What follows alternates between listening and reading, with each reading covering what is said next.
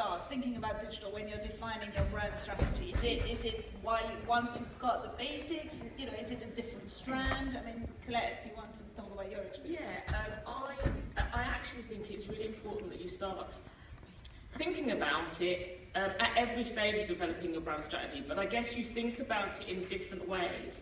So right from when you're starting to kind of audit, the landscape and the market, really understanding and taking into account your digital landscape and what that looks like is really important.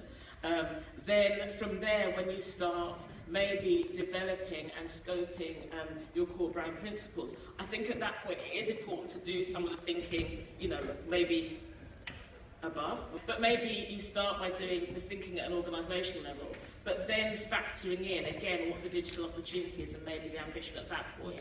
And then as you start to sort of define your strategy, so looking at where you're going to play, how you're going to win, all those key strategic questions, at that point, I think it's important to look at your digital opportunity, but also start to identify what are some of the quick wins where you can really start to test your brand and how it's going to work, and maybe look at what are going to be, I guess, your immediate priorities. And that's where I think it's really important again. So I think at every stage, you sort of integrate digital. I think quite often people do one of two things. They either start by doing the brand, get it all perfect till it's almost finished, and then go, ta-da, digital team, here's how you implement it.